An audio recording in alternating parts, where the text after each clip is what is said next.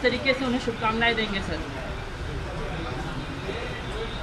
आदरणीय प्रधानमंत्री नरेंद्र मोदी जी, इनका कल जन्मदिन है। उनको मैं ढेर सारी शुभकामनाएं देता हूं।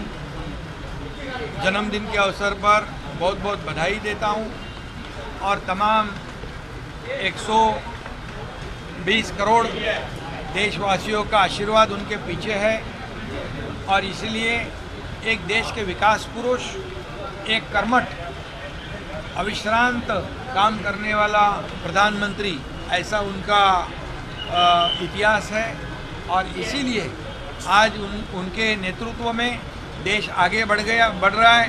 देश आर्थिक महासत्ता की ओर जा रहा है क्योंकि हमारी देश की अर्थव्यवस्था 11वें नंबर पे, 5वें नंबर पे आई है, 4थे नंबर पे आई है, अब 3रे नंबर पे लाने की कोशिश, संकल्प आदरणीय प्रधानमंत्री नरेंद्र मोदी जी ने लिया हुआ है। और ऐसे समय में कि कई अन्य देशों की अर्थव्यवस्था चरमरा गई है, डगमगा गई है, ऐसे परिस्थिति में देश को आगे बढ़ाने का काम एक सर्वसामान्य आम आदमी के जीवन को बदलने वाला प्रधानमंत्री हमने देखा है। आज देखा अभी हाल ही में जीएसटी में भी बहुत ही परिवर्तन लाया है। उसके वजह से सामान्य लोगों की जीवन जो प्रक्रिया है वो साधारण हो जाएगी, उसमें उनका जीवन बदल जाएगा। और आज अगर विकास के बारे में कहेंगे तो 2014 से पहले का विकास देखो, 2014 के बाद हुआ वो 11 साल में विकास देखो। ये डेवलपमेंट और डेवलपमेंट इसी रास्ते पर चलने वाले प्रधानमंत्री इस देश ने देखे हैं। और मैं इतना ही कहूँगा कि यहाँ पर उनको बहुत बहुत ढेर सारी शुभकामनाएं देता हूँ। वो बिल्कुल, कोई कुछ भी कहे, कोई कितने भी आरोप लगाए, लेकिन वो आरोप ऐसे बिल्कुल विचलित नहीं हुए। उन्होंने अपना जो लक्ष्य है, देश का विकास है, वो आगे आंखों के सामने रखकर देश का विकास किया है। ये हमारे लिए गौरव की बात है।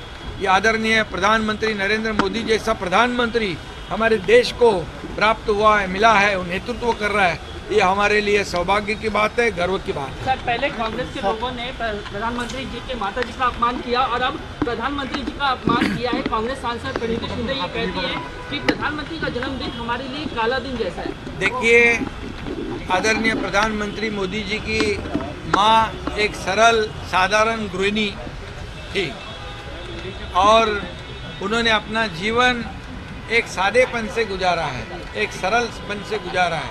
उनका बेटा प्रधानमंत्री होने के बावजूद कभी भी उन्होंने ऐसा बर्ताव नहीं किया कि वो प्रधानमंत्री जी की माँ है।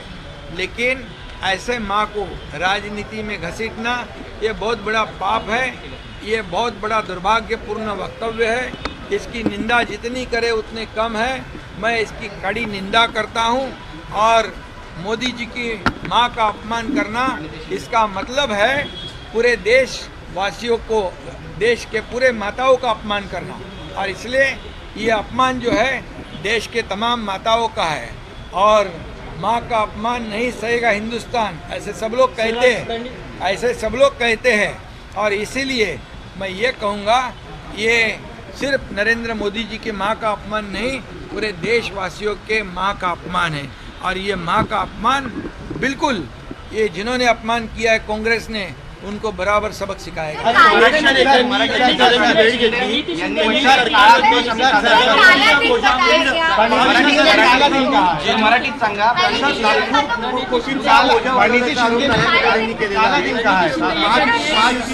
जो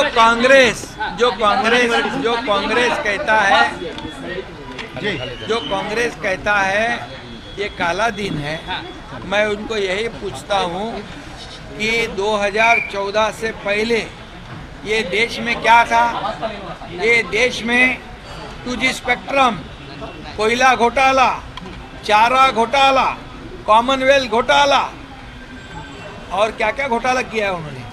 कितने घोटाले हर दिन, हर बड़े बड़े आप ही लोगों के मीडिया में, प्रिंट मीडिया में आखे पेज पर ये घोटाले की मालिका आती थी। और दुर्भाग्यवश मैं ये कहूँगा कि यहाँ पर जो पूरा कारनामा था 2014 से पहले, वो इतना बड़े पैमाने पर भ्रष्टाचार घोटालेबाजों का सरकार था, उसको पलटने का काम आदरणीय प्रधानमंत्री मोदी जी ने किया है।